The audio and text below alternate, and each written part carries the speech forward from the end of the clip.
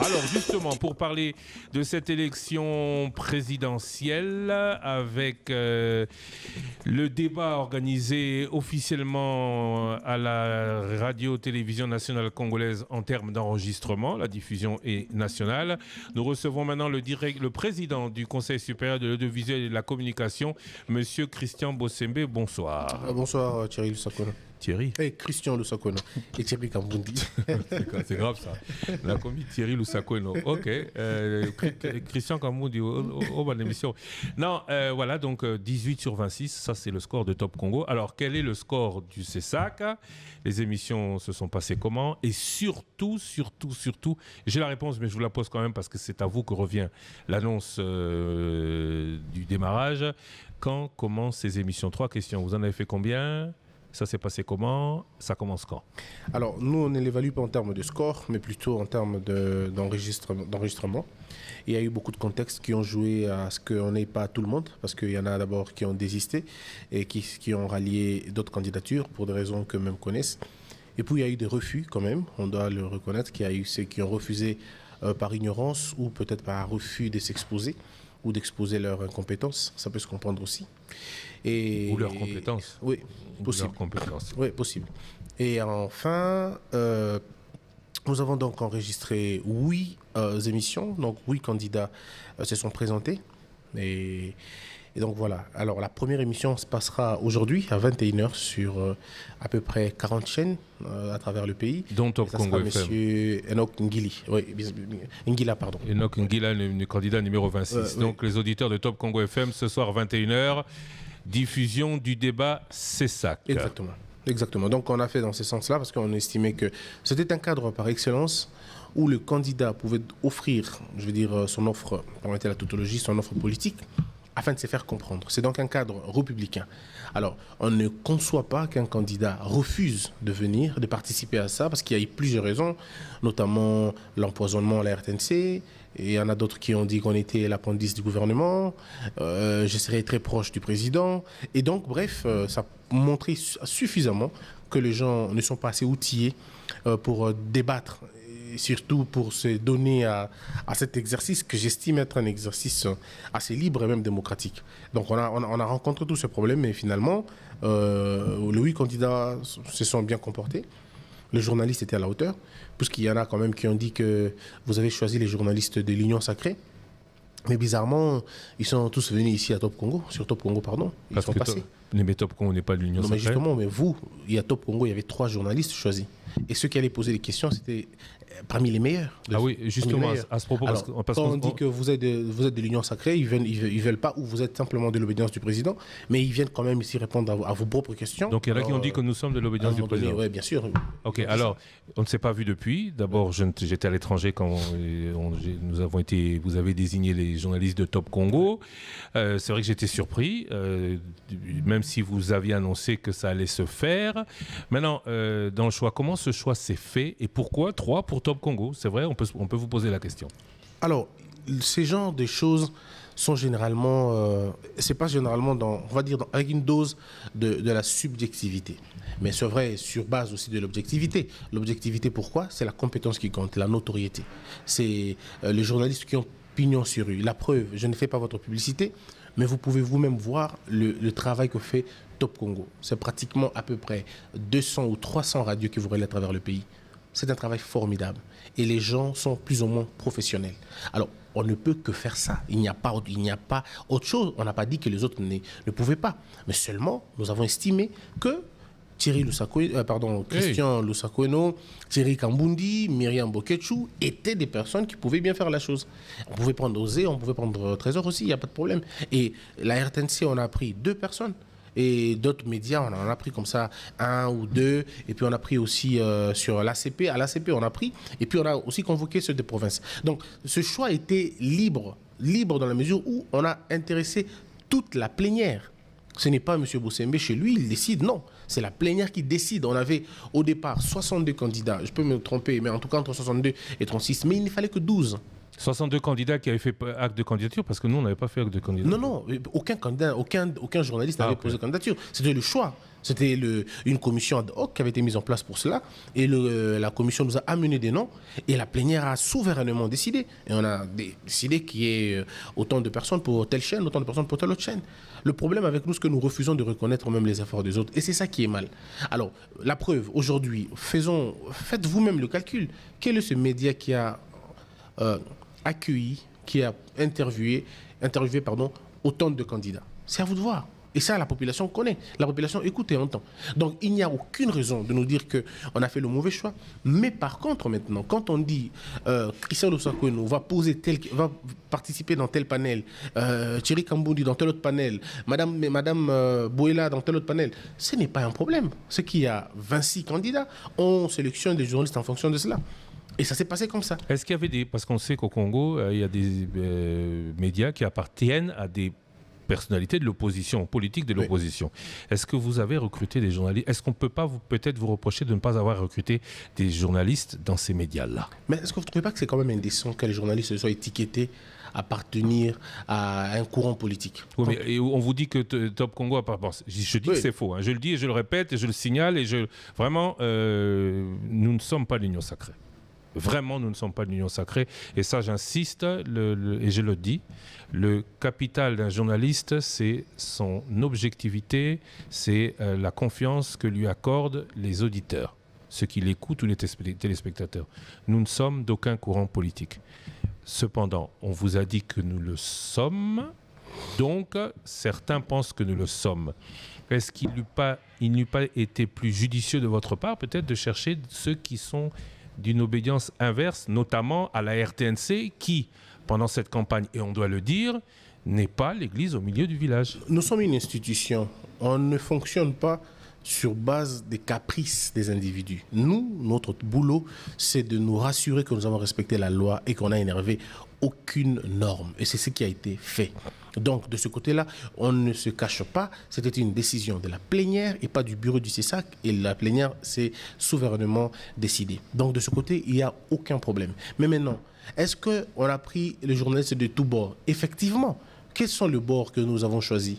Économie, diplomatie, politique, sécurité. Des journalistes qui ont montré à la face du monde, même à la face de la République, qui sont calés dans certaines matières. C'est eux qu'on a invités. Ils connaissent telle matière, on les a invités. Voilà pourquoi jusqu'aujourd'hui, le choix des journalistes ne pose pas problème. Mais c'est plutôt le choix des médias qui pose problème. Mais le choix des journalistes tels qu'on les a choisis ne pose aucun problème. Et je suis même convaincu que ce que j'ai dit tout à l'heure pour Top Congo, vous allez voir, vous allez suivre encore demain, le média va encore prendre ça pour dire voilà, il fait la promotion de Top Congo comme il a toujours fait. Ce n'est pas qu'on fait la promotion. En tant que régulateur, j'ai un regard beaucoup plus important et surtout beaucoup plus outillé par rapport à lorsque j'étais encore journaliste. Aujourd'hui, en tant que régulateur, j'ai des rapports. Je sais quelle est la radio la plus influente au Congo. Je sais quel est le média le plus influent au Congo. Donc, je peux connaître parce que j'ai les instruments du pouvoir qui me permettent de savoir que telle radio est mieux implantée que d'autres. Mais on ne dit pas que parce que la radio est implantée que d'autres, c'est qu'elle est plus importante que les autres. Non, mais nous estimons quand même que le peuple congolais sait, quand il veut suivre une information, quelles sont les radios que le peuple suit. Ça, on sait tous. Je voulais parler de ceux qui ont refusé de venir participer à l'organisation de ces émissions. Ils vous accusent de partisanerie, donc vous avez des positions pour un camp. Ils vous accusent également d'avoir un discours des militants que plutôt d'un acteur engagé ou d'un membre d'une institution d'appui à la démocratie. Comme tout à l'heure, vous dites qu'ils ont refusé parce qu'ils sont incompétents. Ah ouais, ça, vous faites la sélection de ce que je viens de dire tout à l'heure. Mais si vous le reprenez, vous le remettez dans le contexte utilisé, je m'assume. Je dis que certains candidats, effectivement, ont refusé de venir pour cacher leur incompétence. Je le dis maintenant, je le dirai demain, je le dirai encore. C'est la même chose. Le président du CESAC estime qu'il y a des candidats incompétents d'entre ceux qui sont... Mais le peuple le sait. Le peuple le sait. Il n'y a pas de problème pour ça. Est-ce que vous ne devez pas avoir plus de retenue? Mais ça, avoir la retenue. C'est ça, avoir de retenue. Mais traiter des candidats d'incompétents parce qu'ils ne sont pas venus, ce n'est pas avoir de la retenue. Non. Traiter des candidats d'incompétents puisqu'ils refusent un débat républicain, il n'y a rien à voir avec la retenue là-bas.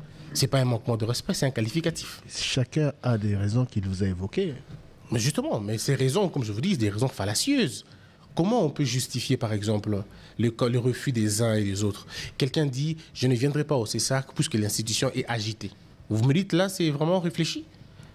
Quelqu'un dit que je ne viendrai pas au CESAC parce que j'estime qu'il n'y a pas beaucoup de sérieux. Quel est le thermomètre du sérieux? À partir de quel moment on sait voir qu'une institution est sérieuse ou elle ne l'est pas? Et bizarrement, ceux qui parlent du sérieux sont des transhumants. Donc, à un moment donné, on se pose la question, est-ce que nous voulons finalement construire une république? Et c'est ce que j'ai dit tout à l'heure, et je le dis encore une fois, l'homme politique congolais est à l'aise quand c'est lui qui dicte la loi. Quand ce n'est pas lui qui dicte la loi, il se sent gêné.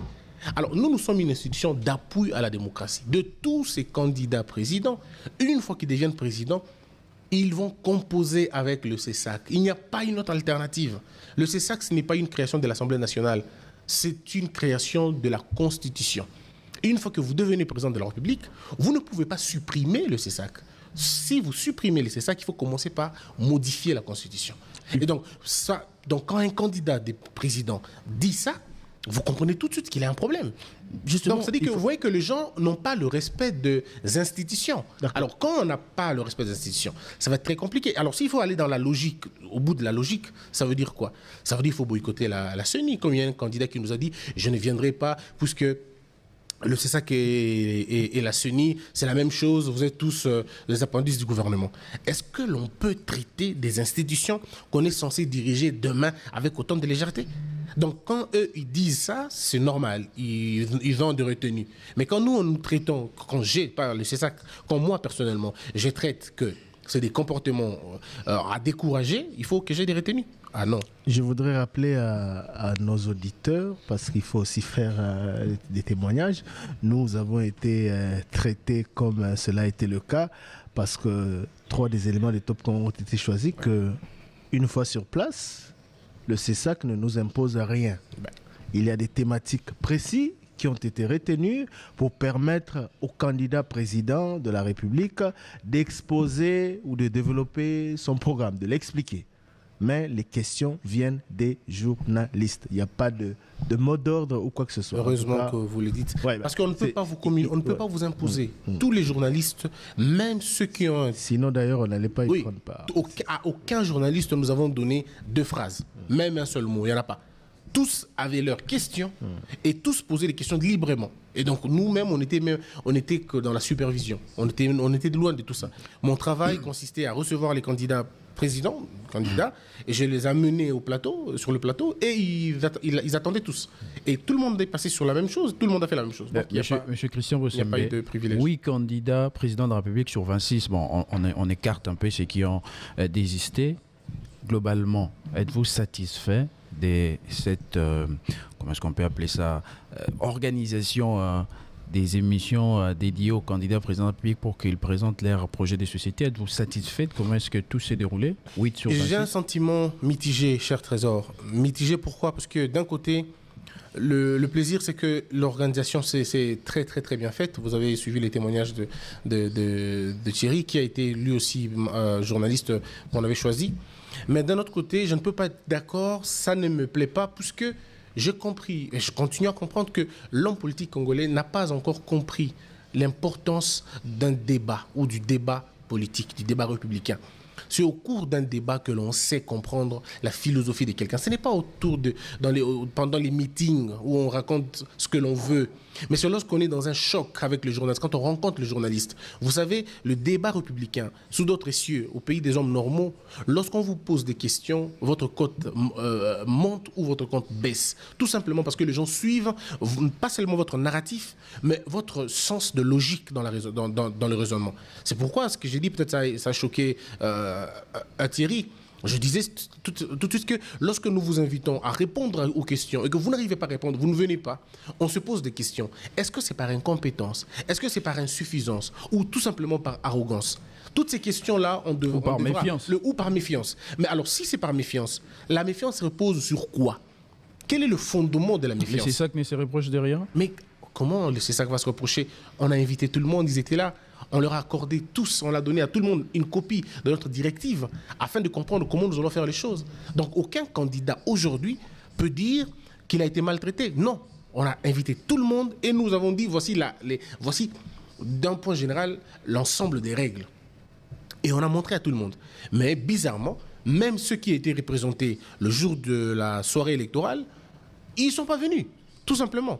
Et quand vous posez la question, ils disent non, on ne vient pas parce que ils sont pas sérieux, comme je vous ai dit. Non, on ne viendra pas parce que tous les journalistes qui étaient là étaient des journalistes de l'obédience du président, de l'Union sacrée. Mais bizarrement, tous ceux qui ont accusé les journalistes d'être de l'Union sacrée sont tous venus sur Top Congo où on a pris 3 journalistes. Et j'ai vu tous les jours Christian, j'ai vu tous les jours Thierry et vous d'ailleurs poser la question à ces mêmes candidats qui autrefois disaient qu'ils ne pouvaient pas venir puisque c'est les candidats de l'opposition, disons du pouvoir. Donc nous disons que d'un côté je suis satisfait puisqu'on a très bien fait les choses et que tous les candidats que vous aurez, s'ils sont passés là-bas, ils vous diront, ils étaient satisfaits, ils étaient traités de la même manière.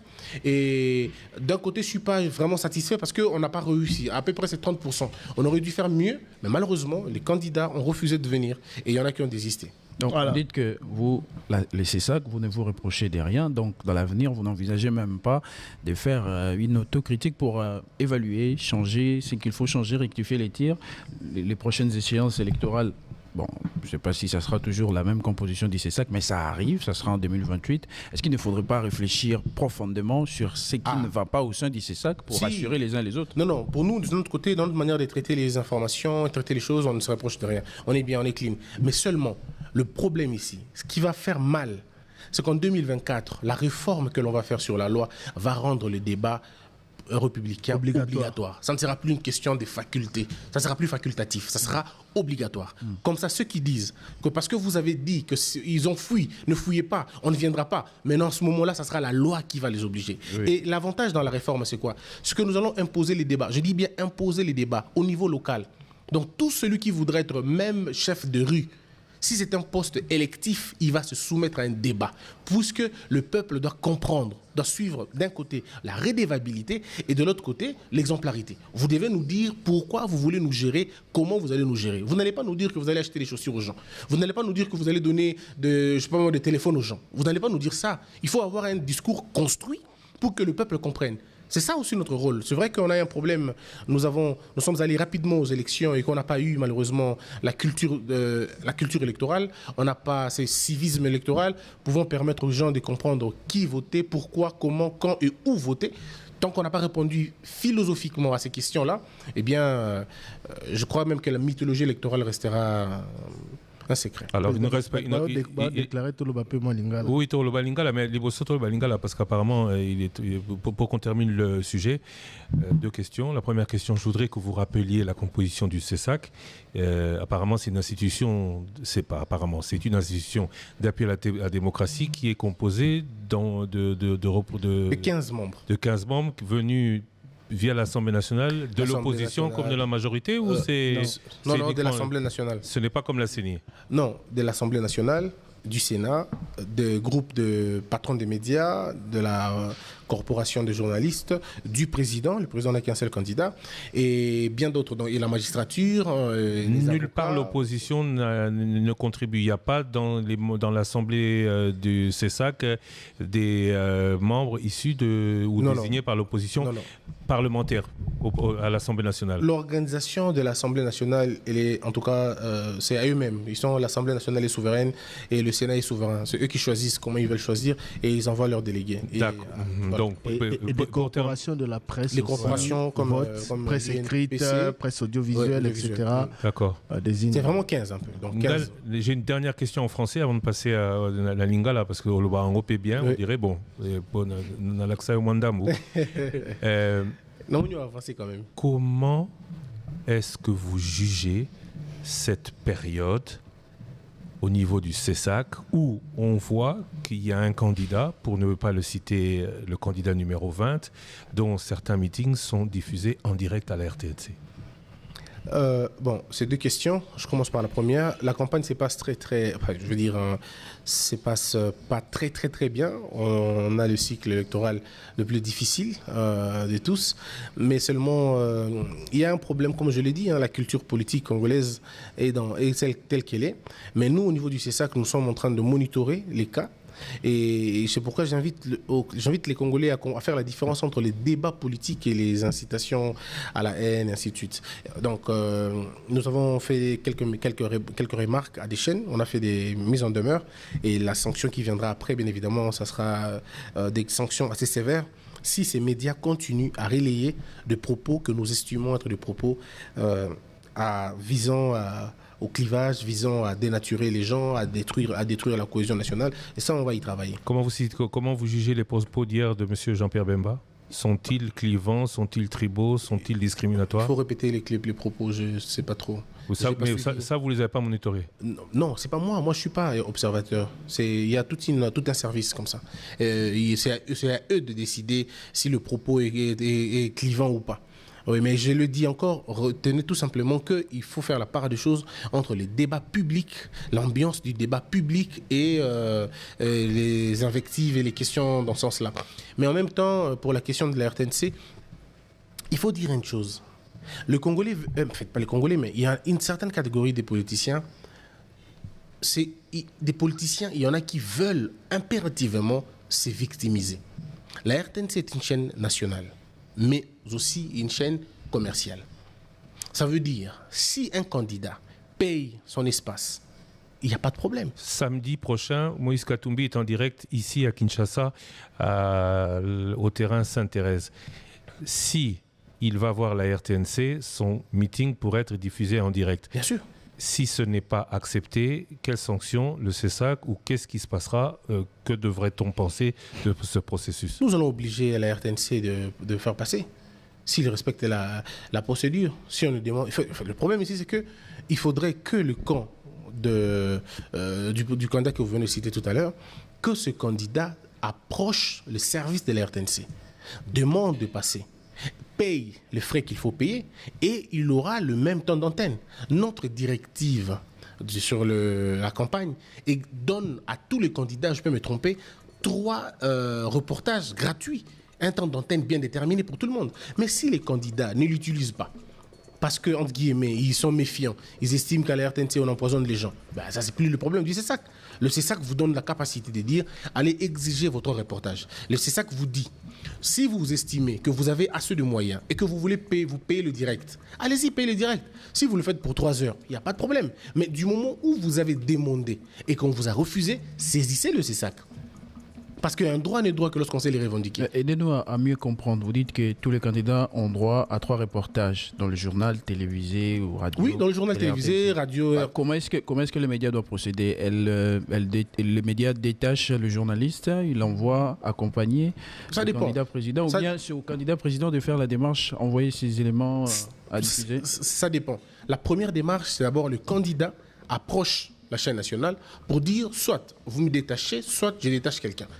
Voyez-vous, en fait, le problème ici, c'est qu'il faut d'abord qu'il y ait une démarche entre le candidat et la RTNC. Mais je peux vous assurer, nous avons, quand j'ai vu c'était la sortie officielle ou la présentation de la candidature du candidat numéro 20, j'ai appelé personnellement la DG de la RTNC. Madame, est-ce que vous êtes sûre que le candidat Tshisekedi a payé? Elle dit, président, non seulement qu'il a payé, mais nous avons des factures. Je dis, si vous avez des factures, c'est une très bonne chose.